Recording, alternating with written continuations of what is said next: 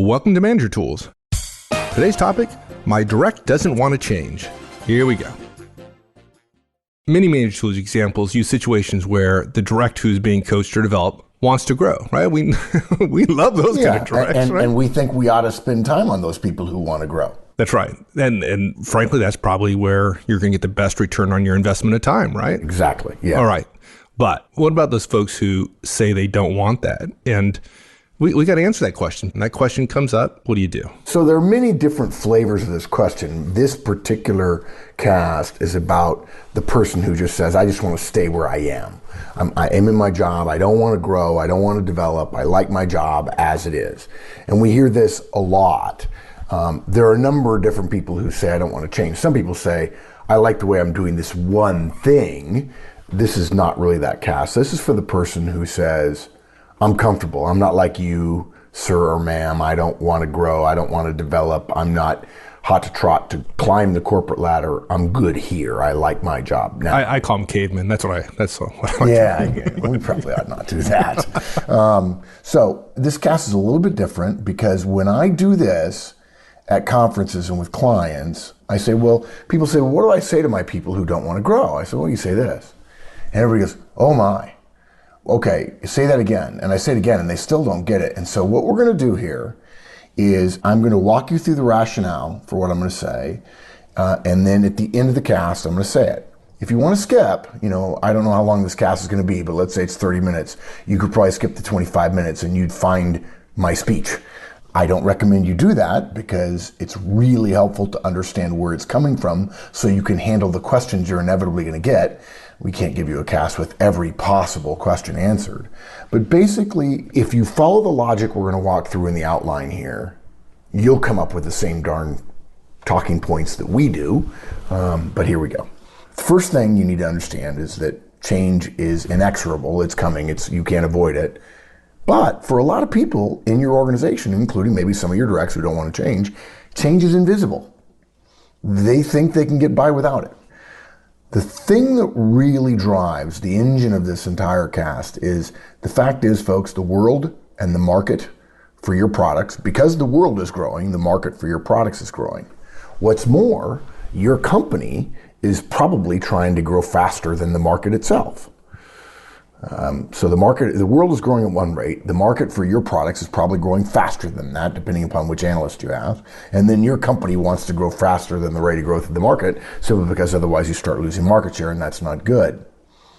Therefore, if you believe that everybody in the organization has a responsibility to achieve, to help the organization get where it needs to go, if you and your team don't grow as fast as the market is growing, or as fast as your organization wants to grow, you're a drag. You're going to be perceived, you're a drag. You're perceived as a risk, as a laggard. And what that means for individuals is the idea of, quote, staying where you are, unquote, means your value is declining. You're staying at zero while the world is growing at 1%, the market's growing at 4%, and your company wants to grow at 7%. And if you stay at zero, you've lost 7% in 1 year, which is not trivial. And then, like I said, that's the logic. It's just the inexorable human equation is really what it is. And then we'll end up, point 6 will be, I'll walk through the speech. And guys, it's not the speech that's important, although you're welcome to use it. What's important is understanding that logic and then be able to integrate that into your own talks with your own directs about how to get them to understand, even if they don't like it, to understand that your job is to push them to grow at the rate that the company is growing.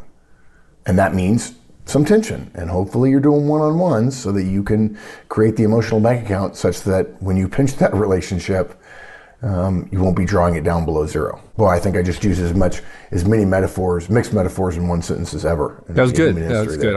I'll have to break that down and study it. Yeah, get a transcript. Yeah, study it. Yeah, there you go. Yeah, exactly. I wonder where you get a transcript. So let's talk about that often said thing that says change happens. Right. Yeah. Change happens. Always, right? Yeah. And look, here, to be fair, we tell clients, we tell managers all the time, if you think you're that much different than your directs, you're just wrong. And it's arrogant to think that. One of the places, though, that managers do score differently and sound different and appear different and perceive things differently is how they think about change.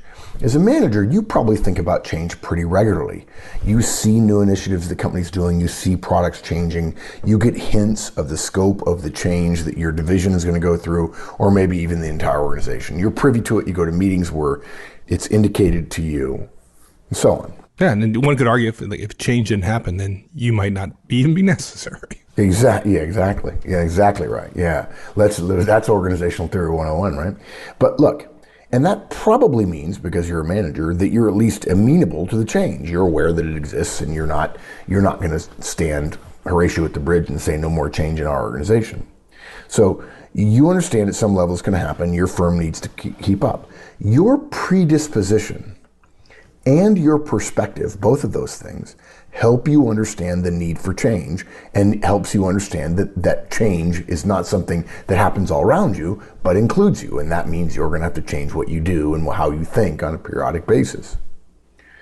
But for some of us, our directs have a different predisposition and they have a different perspective on this situation. Remember, guys, if you're a manager, you have to want to get promoted to say yes to it. I mean, I can't imagine saying yes to a promotion if you don't want it. If you're managing individual contributors, though, they may never have said yes to such an offer as managing people and thinking through what that means in terms of dealing with change in politics and pushy directors and so on. Your directs, if you're managing individual contributors, are more likely than you to be hesitant to change.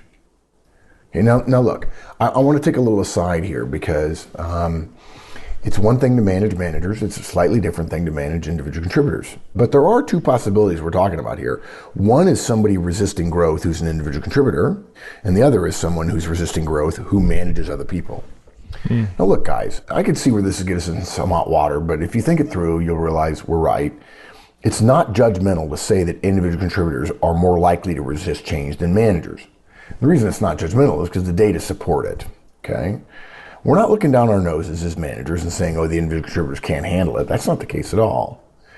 There is another reason, though, why I want to make this distinction about managers versus individual contributors if you're managing managers.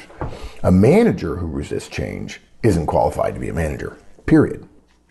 Manager's job, in many cases, is to create change, to foment change on behalf of the organization.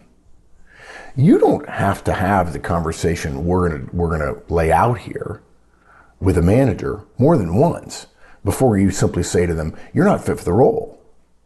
And look, guys, I'm kidding a little bit, but our point is, somebody who's a manager who then proceeds to say, I don't want to change, I like my job the way it is not going to last. And if you're their boss, if you think you can shield them, you're smoking crap. You're smoking crack. Some VPs can come down there and chop their head off and chop yours off too. That's just the way it works. You can't get away with that. You can't say, well, I'm in a change averse area, so I'm going to be the manager that protects my people from change. You're nuts.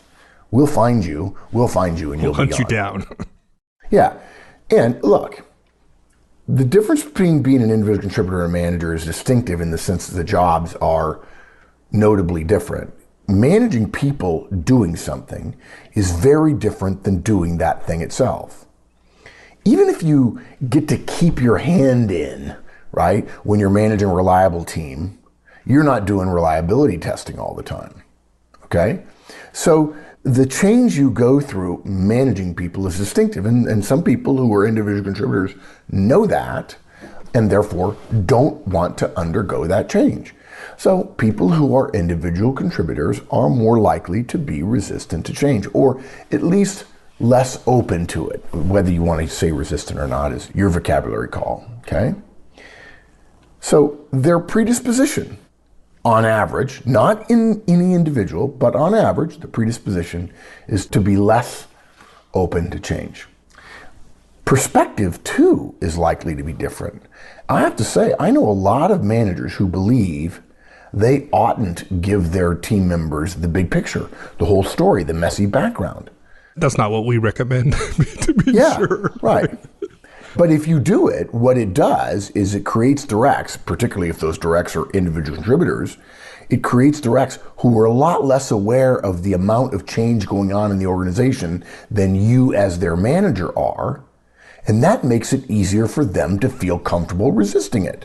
If they don't know how much of it is, then they may be able to think there are only 3 big changes coming down this year. I can get away with saying no to those. Right. If they knew there were 25, they might say, I might be able to get away with saying no to 3, but I ain't going to get away with saying no to 25. Yeah. In some sense, you're being protective a little bit, and you're the one causing the problem. Oh, let me tell you something. I've got a series of casts that we're going to have to repurpose under the, this whole meme of micromanagement is such a joke. It's ludicrous.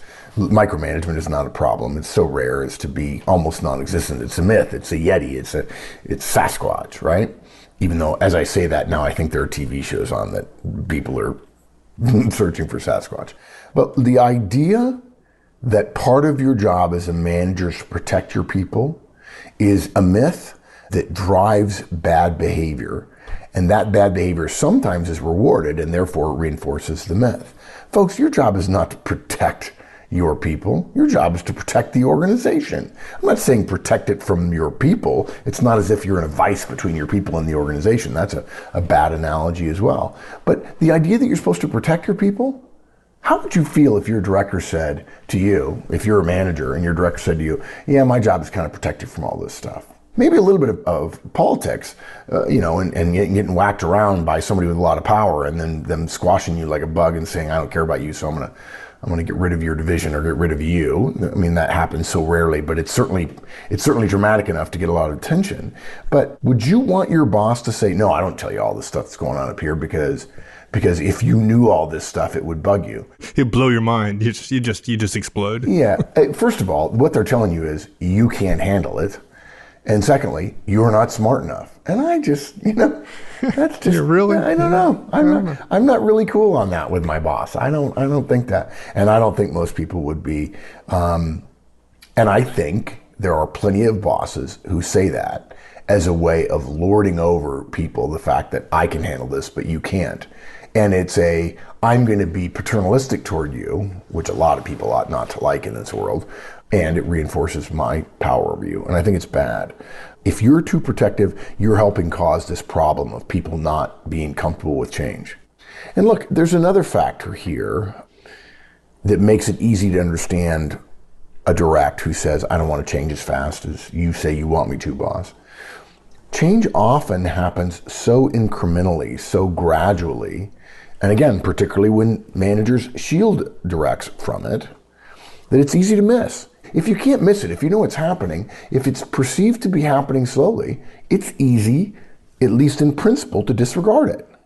Guys, there are many folks in the world who think of their role in a microcosm, just me and my job. They don't think about the company and the forces buffeting it. They don't think about typhoons and crises, financial crises, monetary shortage crises in the European Union or something like that. But these things affect major multinational corporations.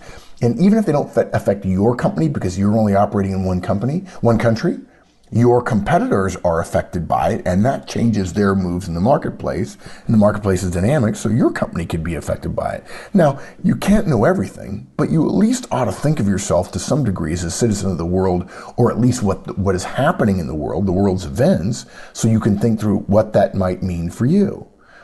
But a lot of people, more so individual contributors than managers, directors, and executives, and so on, a lot of people think of their role just as being me, my job.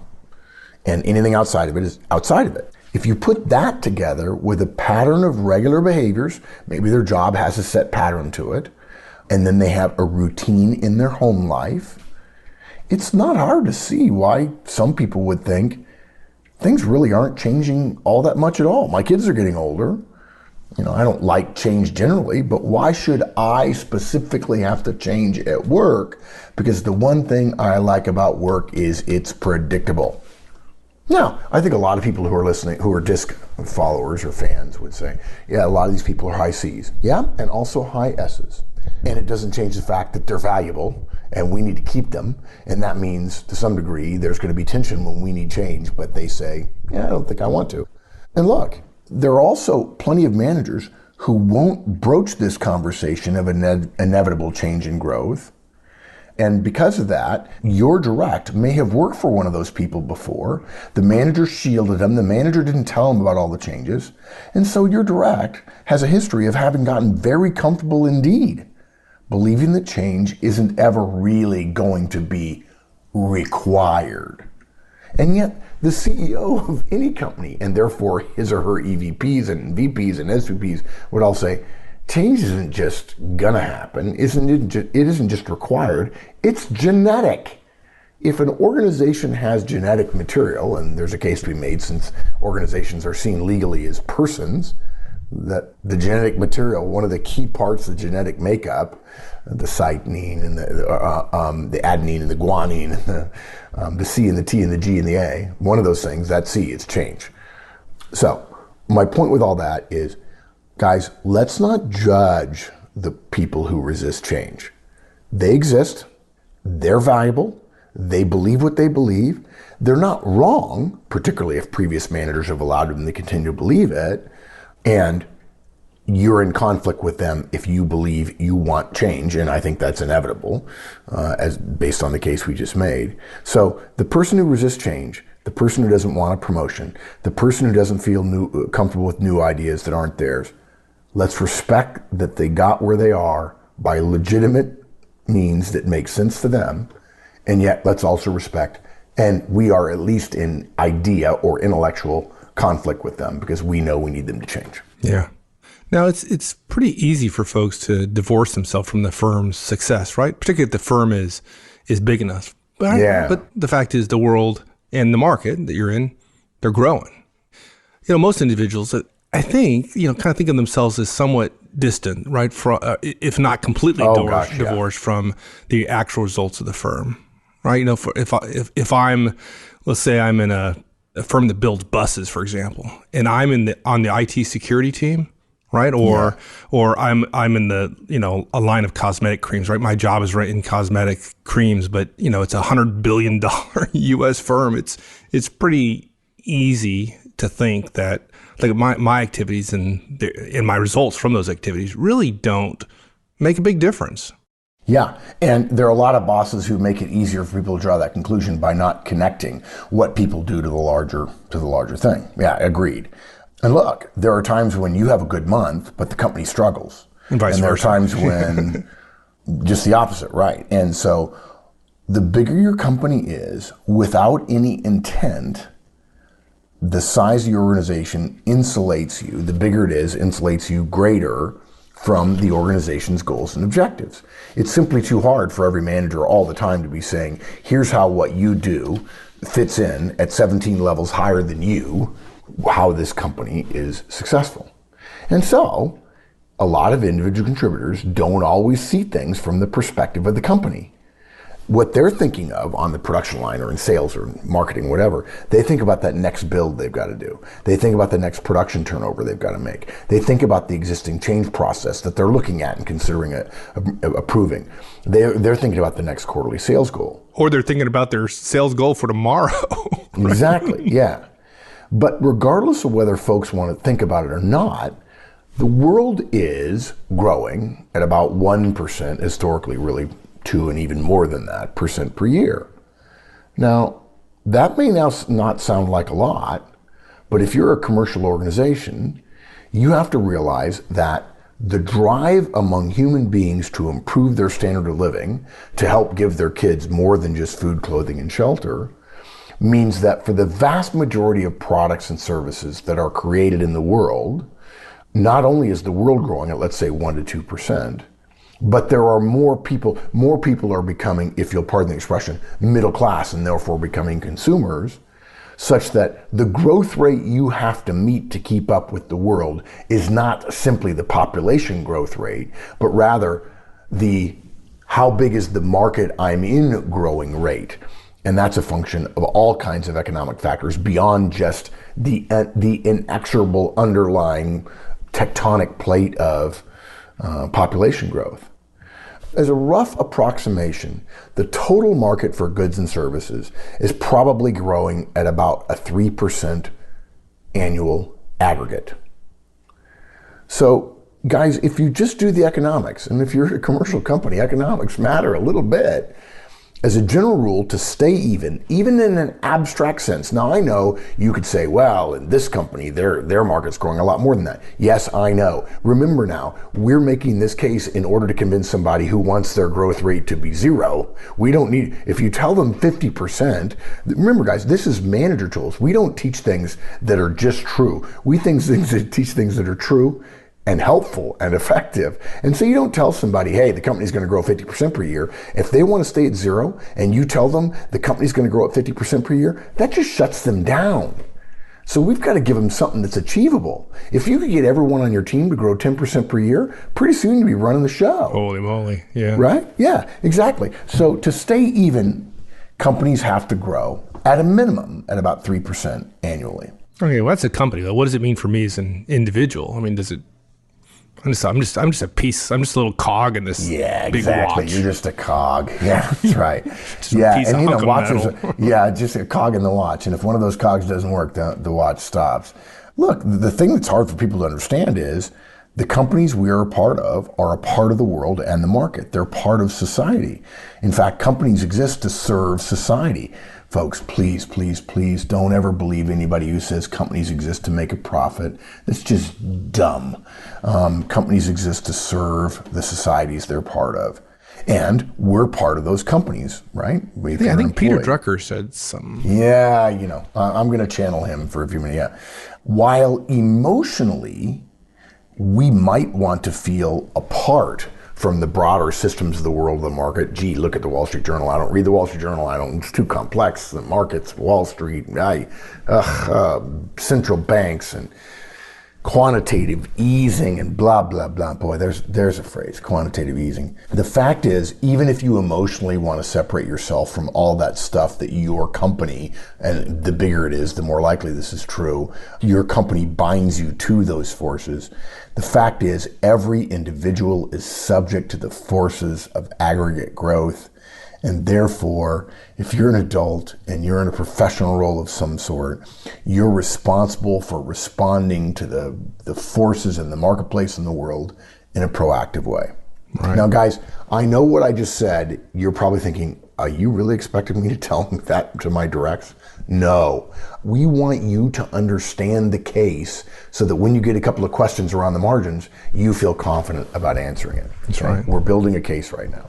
Yeah, too bad it's really worse than that, right? I mean, 3%, right? That's not 3%. It's not 3%, that just gets us in the game. I mean, that gets you even, right? But most companies that I know of aren't trying to just stay even, right? They're trying to grow faster than the market. Yeah, we'd bet money, right? Your organization, whoever you are, is not planning to only grow as fast as the market is. A CEO who recommended that, hey, the market's going to grow 3%, we need to grow at 3%, right? Would get laughed out of the boardroom. There are new geographies we haven't penetrated, new uses we haven't marketed for, new versions that appeal to new demographics. So, yeah, your company is, of course, trying to grow, in most cases, much faster than the market. If the market's growing at 3%, let's say the market's growing at 10%. You're trying to grow at 15. That way, if you undershoot it a little bit, you'll still be at 12 or 11, and that way you won't lose market share.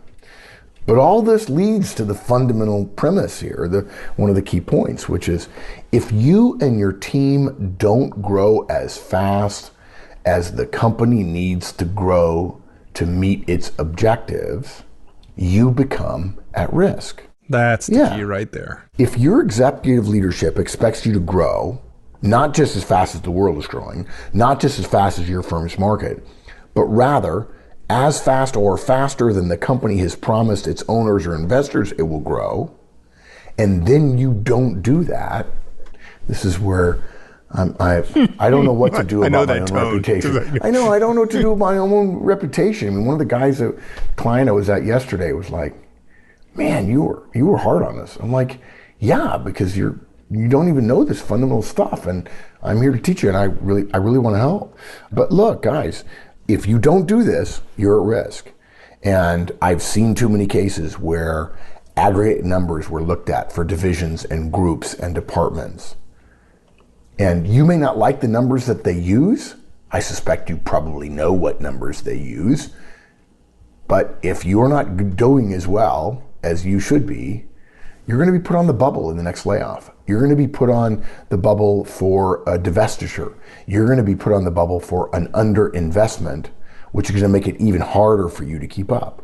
And look, for those of you who say, well, I'm in a division that's really not growing as fast as the company, so we're just holding our own. I'm okay with that, guys. We're not sitting here saying that everybody has to grow. There are times when one division is a hot division and they're going to grow 30% and everybody else is only going to grow 3%. We understand that happens. But don't tell me your entire career that you were in the 3% division. I mean, that whenever the division was growing at 30%. I'm sorry.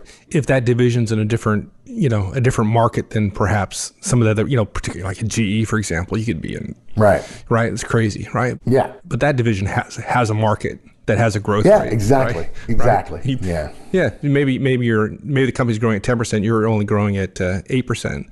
But if the market you're in is growing at 15%, that's not. It's not good.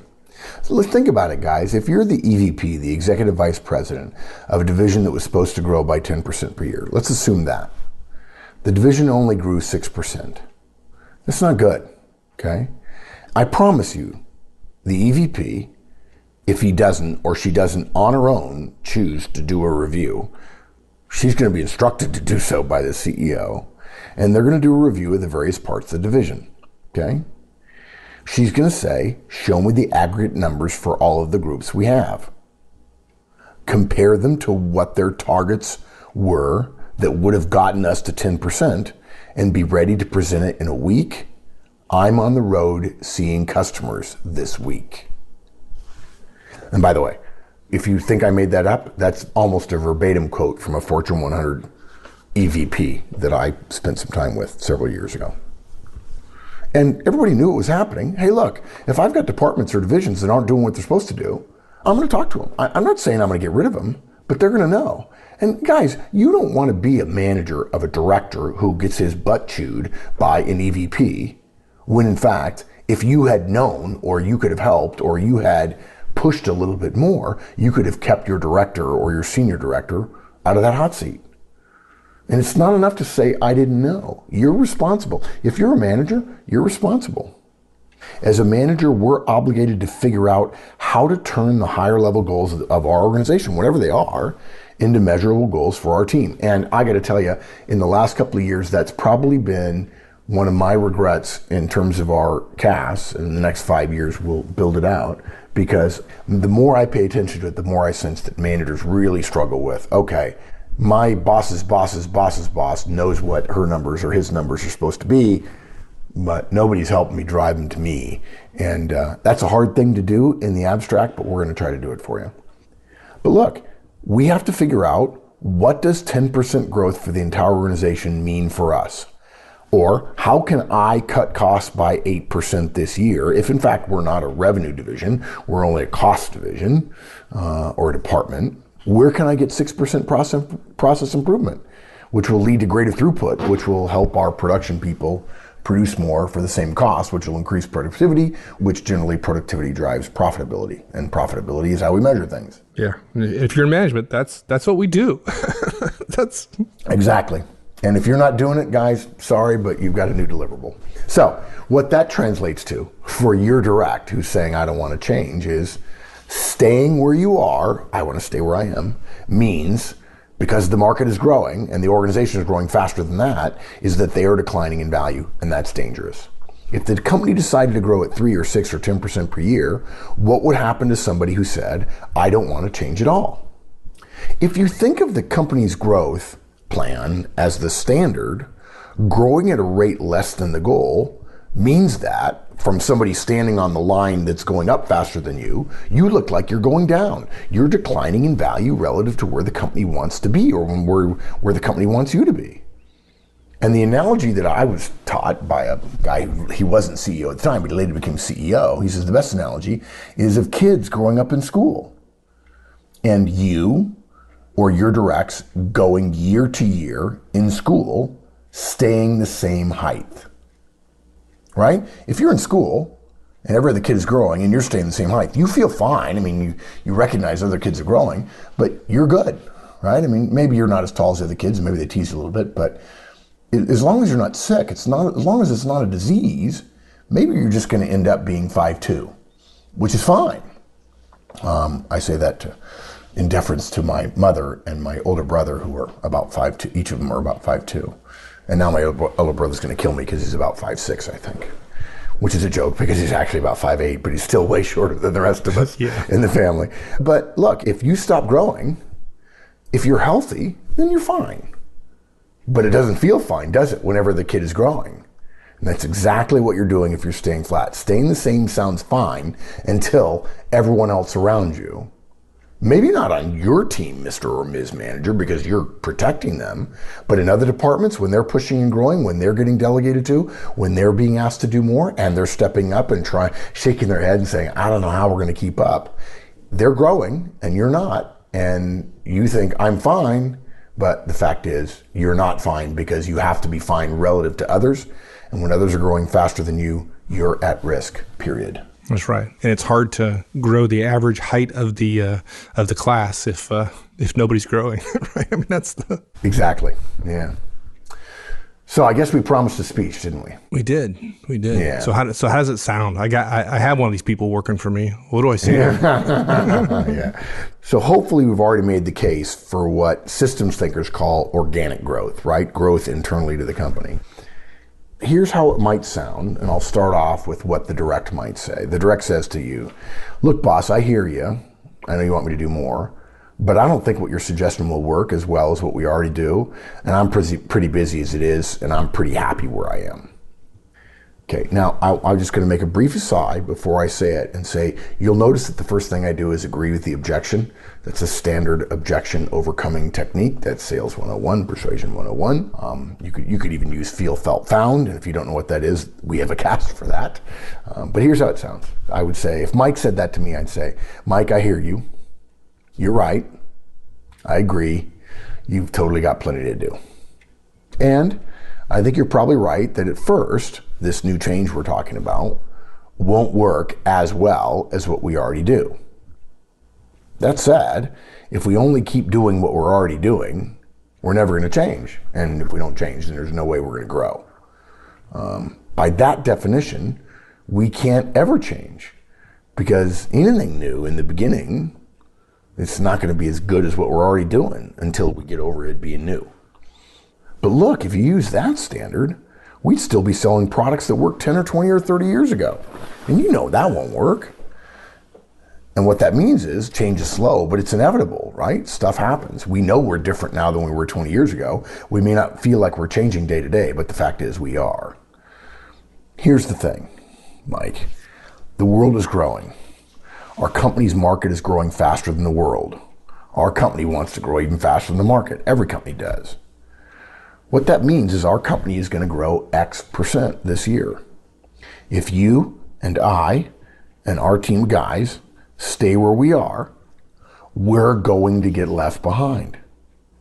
It's not, Mike, it's not like we can expect everybody else to grow, but we get to stay fat and happy and unchanging. It just doesn't work that way. And I'm here to tell you, it's my job to encourage you to grow, to change. That's what growth is. It's change. And it's painful. And it's my job to encourage it, to build enough of a relationship with you that I can encourage it. And unfortunately, the downside of my job is to encourage it as best I can. And even if I'm not very good at it, if you don't change, finding some way to find somebody who can change. And look, dude, we can't really blame the leadership of our organization for these changes. They're just doing what makes sense to them. It's a function of what the world and the market and our competitors are doing. When our competitors do stuff, we have to combat it. Maybe we copy it, maybe we do something unique, but it's driven by our customers and the market and the world. It's not like the executives are making stuff up just to make our lives more miserable. And regardless of whether it's the market or the leadership or the managers or me or the world or competitors or customers, it doesn't matter. We can't expect to stand still and not change when the world and the market and our customers and our competitors are all changing. Dude, the world does not revolve around us. So basically, you're gonna have to grow 10% this year. That's what it boils down to. If we want to not be on the bubble, if the company falters in any way, we have to keep pace with the company. Change is here to stay. I'm happy to help you through it. I want you on board. And I'll keep you on board. I will. And if you don't change when the company does, if I don't change when the company does, which means of me being me and all of us, then I'm falling behind and you're falling behind. And I don't want that for you. And I don't want it for your family. That's what I'd say. All right. You sold me. I'm going to go change right now. Yeah, good. Change. Do. Yeah. Luckily, folks, he's in Virginia and I'm in California. I tell you something. If I could, I'd draw a flat line, like a graph with a slope of 0, I guess. Yeah, slope of 0. And then I'd draw a graph, a line with a slope of, say, I don't know, what's a slope of, maybe a slope of 0.2. And then I'd draw a line with the same starting point with a slope of 0.4. And I'd say, if you're wanting to stay on the first line, the problem is the market is growing as much as the second line and the company wants to grow as much as the third line.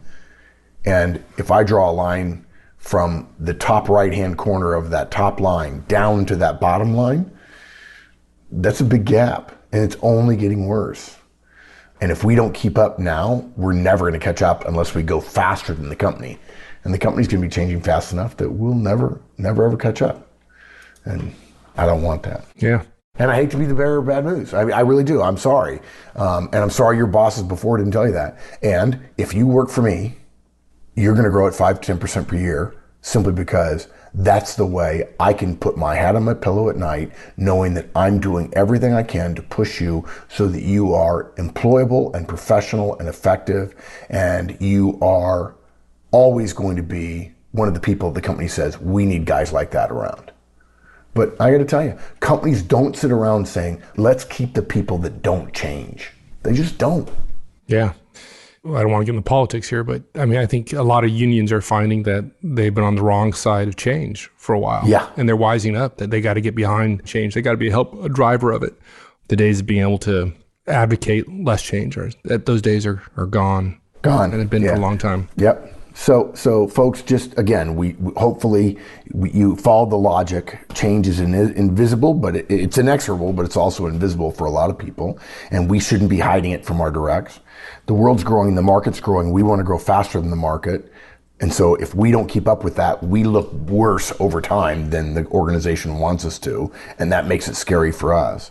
And so staying where you are is actually a declining value in the modern world. And that's dangerous in terms of employability and in terms of results, in terms of professional, being able to hold your head high and say, I contributed. I made this. This was important to me. I contributed my part. And then hopefully the speech was helpful. Guys, this is one of the quietly unknown parts of being a manager, encouraging everyone to grow and develop and change. Not because you like change, because you're a high D or a high I, but because change is inevitable and people who don't change are going to get left behind, and you can't let your people get left behind without saying something to them and without encouraging them and without even goading them and without even nudging them a little bit and saying, you can't do this. You can't stay where you are. It's not acceptable. And I don't want to lose you. But if you stay where you are too long, I'm going to have to lose you. It's our job as managers to help our people see that there is no place in successful organizations for people who refuse to change, because change, the only constant is change. And it's our job not only to help them see it, but to help them do it. Amen. All right. Thanks, my friend. You bet, partner. All right, man. We'll see you. Thanks, everyone. That's it. We'll see you next week. In the meantime, go change those directs. You just do that there. Good night. So long, folks.